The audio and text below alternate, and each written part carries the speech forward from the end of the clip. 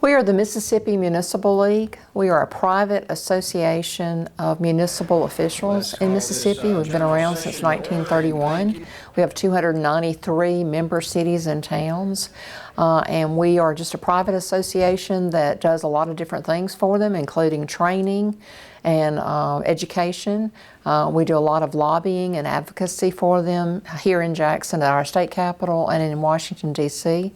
So it's a good opportunity for these people to be members of an association where they all have a common role as municipal leaders. From the early stages of the pandemic, when it became apparent that people were going to need to shelter at home and stay at home and businesses were going to close, obviously we've been very concerned about the impact on municipal revenue streams. Cities in Mississippi receive an 18.5% diversion of any sales tax that's paid within their municipal boundaries. So retail sales is very important, especially for our larger cities. They're very dependent on that. So when folks had to stay home and non-essential businesses had to close, we knew that our cities would see a drop in sales tax revenue for the first few months of the pandemic, and it's really continued as things have gradually opened up. But not only that, but cities have had to deal with operating a city in the midst of a pandemic. There's still a lot of municipal functions and services that have to continue even in the midst of what we're going through. So they've seen a lot of challenges, not just in loss of revenue, but just how to operate under the conditions that we're all operating under with the pandemic. Well, I think the first thing is this wearing of the masks. I mean, it's changed the way everybody approaches life, and this is a reminder of, just what we're all dealing with and how invasive a disease it doesn't play by the rules is. Everybody expected that it would go away when the summer came, that it would run its course. But the fact of the matter is we're all having to make decisions that are unprecedented, that are often on incomplete information and sometimes speculation. So we're watching the statistics on death rates, infection rates, but most importantly, what's happening in our hospitals and how our medical community is able to work within these new conditions, these extreme conditions, and make sure that services continue to be available to our citizens. That is paramount for us, so that's always a concern. And nobody in my line of work wants to put additional controls on the public. But the fact of the matter is this disease has done more than inconvenience us. It's starting to have a pretty significant economic impact, and we'll see more as we move into the budget cycle. That is pretty concerning, and people are talking about having to look at layoffs, furloughs, restructuring of their own local governments, restricting travel, curtailing capital projects. So it is likely to have a debilitating effect, particularly economically, but we're also seeing some psychological effect too. So it is concerned. None of us signed up for this when we thought we were going to be participating in city government.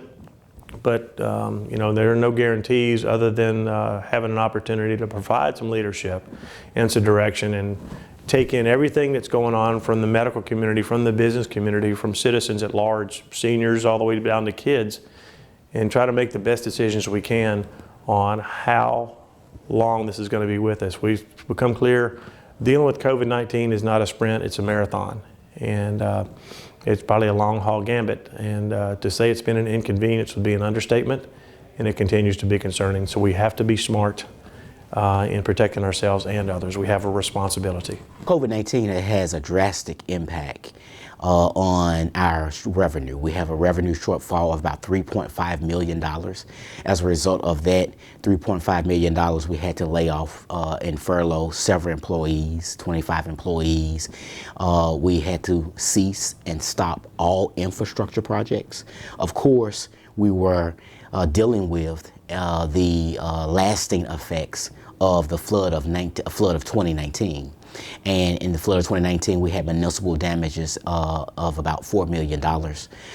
And we had to stop most of that work because we have to now address the needs of our citizens regarding COVID-19. Necessary PPEs, making sure our hospitalization rates stay down, the hospital beds. And so we had projects that were critical projects.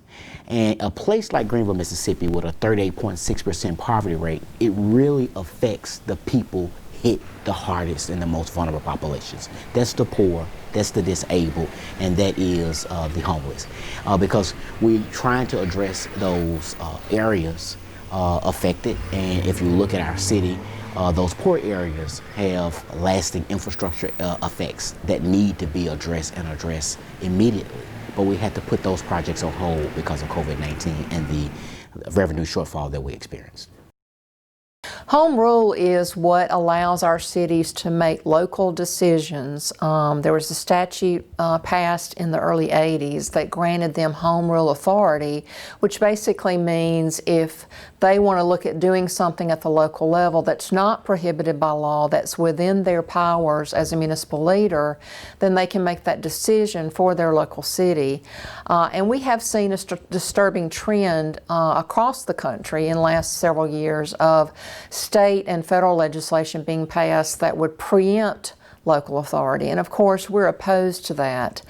And right now, in the midst of a pandemic, we need our local leaders to be able to make decisions about if it's a mask mandate or if it's another issue that they feel like would help their particular city to deal with the effects of the pandemic. Then they need to be able to do that.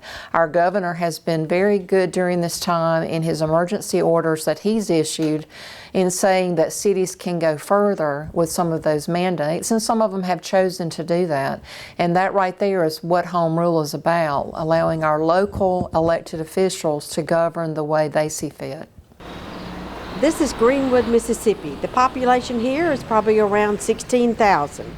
We are really noted for the Viking Range Corporation, Staple Cotton, Milwaukee Tools, and other industry that is here. So that being said, we are the home of the gateway of the Delta, the Mississippi Delta, and we're proud to be here and proud to show off our city when we can. Right now during the COVID-19, everything's kind of taken a back seat to tourism and to possibilities that we can have people coming in and seeing our city. Home rule is important at the local level, especially when something of a pandemic nature hits us, because we need to have the ability to declare our own needs in our city. So that is why home rule was very significant and very important to each city in the state of Mississippi, because just like the governor has given us the ability to use what we need to do as far as COVID in order to protect our city. Well, if we weren't able to do that, then somebody else would be making those decisions. And who else better than your own leaders in the city of where you are living should be making those rules. So home rule is extremely important. I believe home rule is important because no two towns are alike, and it's hard to get the same results in different towns when they are so different. Home rule goes back to the responsibility of local governments to do the implementation, and we need as much flexibility as possible to make sure that the roads are paved, make sure that we provide an environment where businesses can flourish, where families have a quality of life. Anytime we get anything in the form of an unfunded mandate that requires us to put restrictions or new ordinances in place without the funding to go with it, it cuts into those services and ability. So home rule is part of that control mechanism that ultimately those who government that is kept local tends to govern best, because we have a direct contact and connection on a daily basis with the public. And so the insights that we gain, the ability to respond very equitably and hopefully effectively are needed. So home rule is always a concern, that we are not have burdens placed on us that restrict our ability to serve and respond. There is a direct link between infrastructure, transportation improvement, and economic development. And so when you have a reduction in infrastructure, you have a reduction in economic development, and similarly so. The economic downturn that we've seen as a result of COVID-19 has suffered in our infrastructure goals and our needs of our citizens as well. And so we need to make sure we're addressing those infrastructure needs. We thank our friends in the state and also our federal partners. Greenville did receive from the infra grant a 71 freight corridor that we're getting ready to have. It was announced by our federal partners about 3 weeks ago. That's good. But your local citizens and residents are not looking at a freight corridor. They're looking at going from point A to point B. How can they go to the grocery store? How can they go to their church? How can they go to work? And so we have to put more monies in infrastructure to meet those basic individual needs of our residents and get into point A and point B so that they're value added in our cities and towns.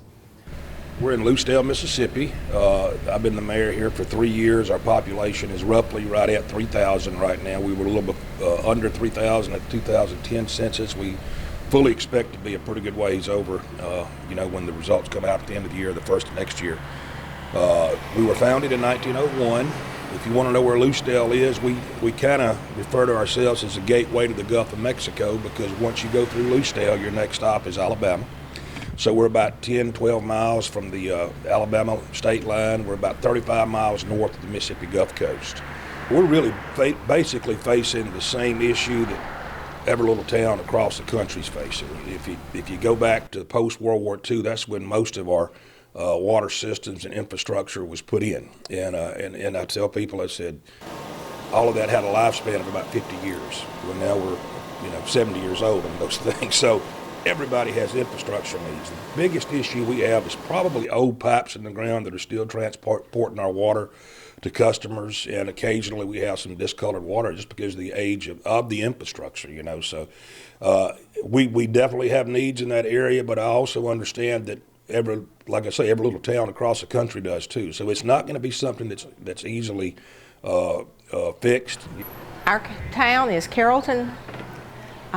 We were organized in 1834, and we have 190 folks according to the census. We were organized in 1834, and we are a sister town to North Carrollton, which is a separate town. In Carrollton, infrastructure is one thing that we are working very greatly to improve. The soil is very soft and erodes very easily, and so we have to do something about the drainage. We've started at the bottom of the hill, so to speak, and are working our way up, making improvements, but we still have over half of the town to go, and so we're working on street improvements, we're working on drainage improvements, and just trying to find the grants that we can to make that difference.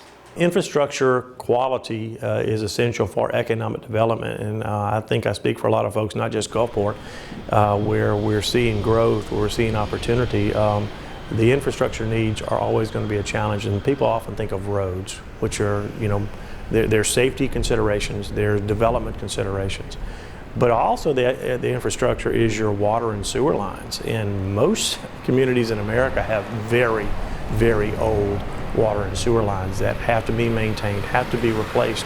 So it is a constant challenge making the maximum use and prioritizing budgetary applications for infrastructure improvement and replacement. And look, there's always something breaking. So we may be planning for it, but over here a water main goes down or a water tank needs replacing.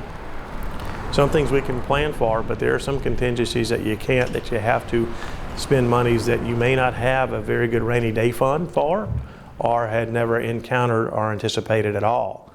Locally, the best example I can use is water meter replacement, the meter heads that we've had, and that's a multi-million-dollar consideration for a city like Gulfport, and it has become a challenge, and it has impacted our bottom line. So there's so many moving parts to what our public works folks deal with, so there will always be a need. It's not just new expenditures, sometimes it's maintaining what you have. Well, I think that's one reason what we're asking for from Congress is so important, as far as a fourth assistance package that would include revenue replacement for cities, because what the reality is right now, if you've got a large city that's lost 20 to 30% of their sales tax revenue, and we've seen some of that in the bigger retail areas, then they're going to have to put infrastructure projects on hold, and because they've got to maintain public public safety and all the other services that go with that. So unfortunately, in the time we're in right now, if we don't get some assistance with revenue replacement, and we don't know how much longer this pandemic's going to last, and hopefully it won't have continued impacts on economic development and retail, but it might. So infrastructure right now is something that they desperately need help with, but because of revenue losses related to COVID, they're going to have to suspend some of that, unfortunately. The legislature did pass a bill in 2018 that does appropriate some more funding, use tax, which is basically internet sales tax, to maintain what they already have, and they will be doing that, just maintaining. But new infrastructure improvement projects will probably be, unfortunately, put on hold unless Congress acts with a fourth package to assist local governments. An unfunded mandate is when the state government passes a law that requires a city or a county to implement a new service or a new project or just something new that they have to do that's going to cost them money, but there's no money appropriated with it. I'll give you an excellent example of an unfunded mandate. In 2019, the legislature passed the First Responders Health and Safety Act, which would provide cancer coverage for any first responder, including volunteer firemen, that have at least 10 years of service. The municipal leaders are not at all opposed to providing protection and insurance for those folks that risk their life on a daily basis, but there was no funding with this measure, so that is a huge unfunded mandate. It has to be implemented by now, January 2023, but there's no state funding to go with that, which means the local governments will have to decide how they're going to pay for that coverage. Now, what we've been asking for, and we did ask for this session, was for some consideration for some state funding to help offset that mandate. And because of COVID, and we certainly understood the impacts of COVID on the state budget, no funding was appropriated, but we were able to get the implementation date pushed out another year to give us more time for that. And I think our legislature is willing to work with us. But that is an example of a good program, a needed program, but it was passed as a requirement at the local level with no funding. So that's, we are obviously opposed to unfunded mandates. Now more than ever, the legislature should refrain from providing unfunded mandates to cities and towns. Of course, we're dealing from the lasting effects of COVID, and we don't know when this will go away. We're dealing with revenue shortfalls. We're dealing with infrastructure woes. And so what we don't need to exacerbate the issue right now are unfunded mandates. And so an unfunded mandate right now that we've been dealing with is a mandate that's coming down with our fire department and making sure we require, and cities and towns are required to get additional insurance. And we love our first responders. I support our first responders, but requiring cities and towns to get an additional insurance on top of the insurance that we already provide is going to hit our coffers. And when it hits our coffers, of course, we cannot provide the municipal services at the level that we desire to provide them. Well, one huge unfunded mandate was when DEQ changed the requirements for our wastewater treatment systems throughout the state of Mississippi. So when we had to have our permit renewed about in 2015, we could not do so because our wastewater treatment was obsolete, so we had to go in and see what we were going to do. So basically what it turned out to be was we had to have a new wastewater treatment facility in order to treat the new requirements that were mandated by DEQ. Now, we did get a loan for $40 million through DEQ, but it would have been nice if there was going to be a mandate put into place that came with some type of funding for a city, especially with 14,000, 15,000 population. We'll be paying for that $40 million for the next 15 years. Unfunded mandates are often impractical. They may be a perceived response to a need.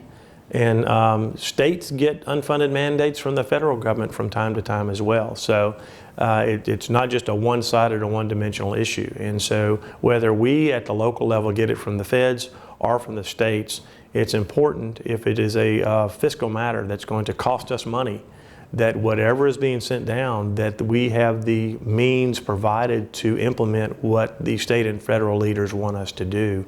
Otherwise, again, we have to take from one segment that's already been funded, whether it's a capital project or a public service, and divert it to this new mandate. And so part of that's just a partnership and us communicating and make sure that we are considerate of what is being asked, how it's going to be applied, going back to what I talked about earlier,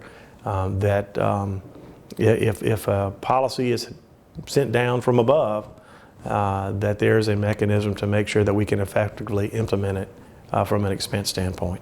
Unfunded mandates are very unfair to the small towns.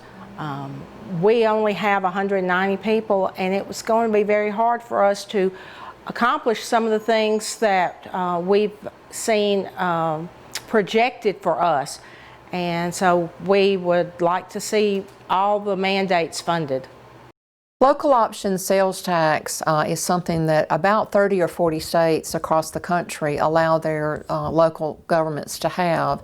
And basically what that means is if a city has an important capital improvement project, an infrastructure improvement project that they want to do, rather than waiting for federal or state funds to be appropriated, they can put that measure on the ballot and let local citizens vote for a temporary sales tax increase to help pay for that project. And when I say temporary, the way we've always advocated for local option is that it would be project specific, and when that project was paid for, it would go away. So it's not a permanent sales tax increase, and more importantly, it's one that the citizens, at least 60% of them, have to approve of.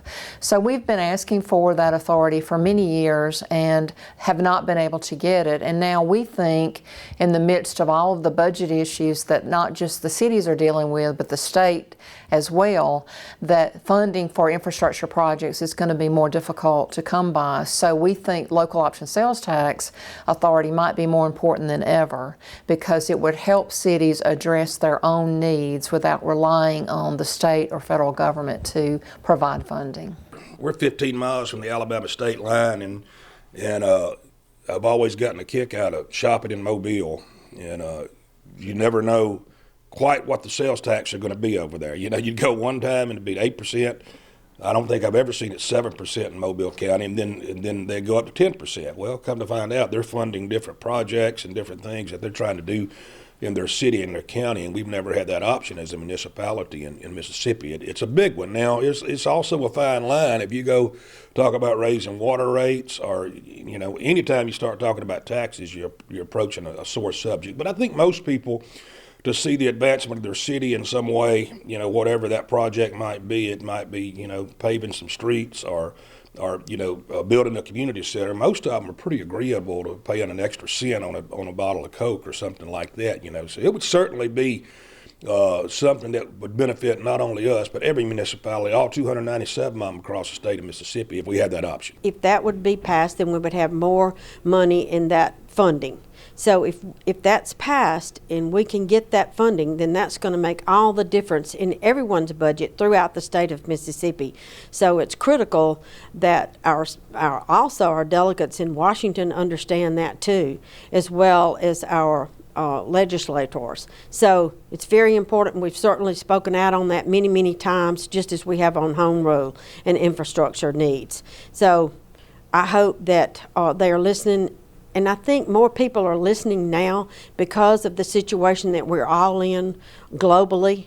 And so now they're thinking, hey, you know, maybe we need to think more about what these cities and towns need going forward.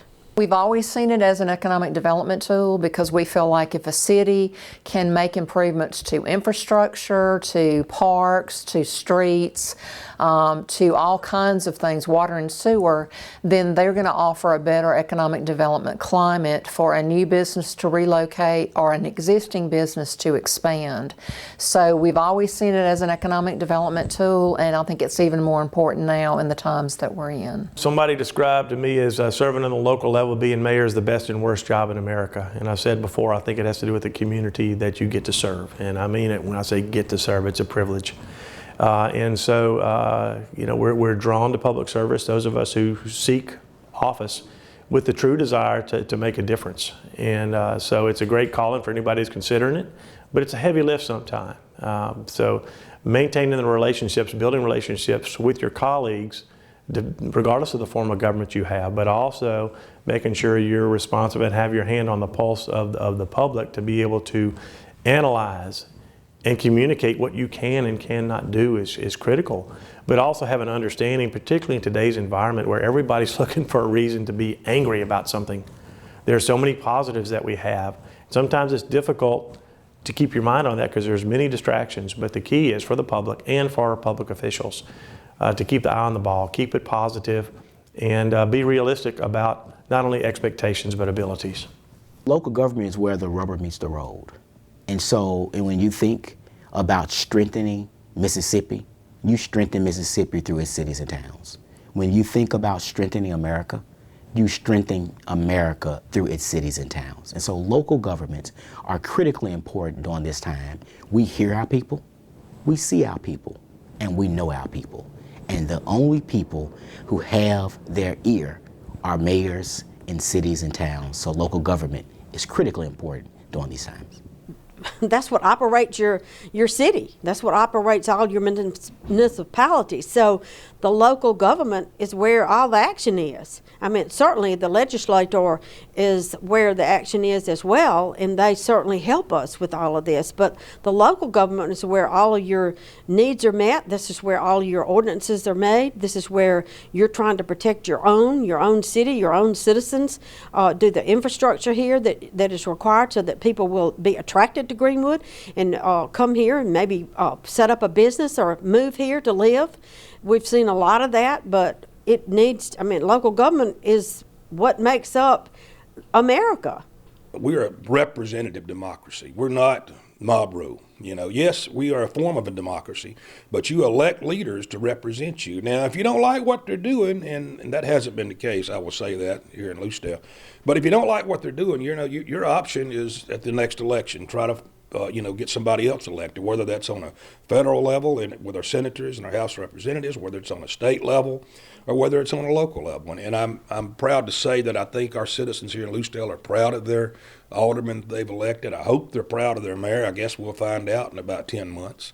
Local government is important at the local level because it's where we have the closest impact on the residents who live here. And they know us and we know them, and we're able to do more for them because we are local. For more information about cities in Mississippi and the Municipal League, you can go to our website at mmlonline.com. You can follow us on Facebook and Twitter, and you can call our office at 601-353-5854.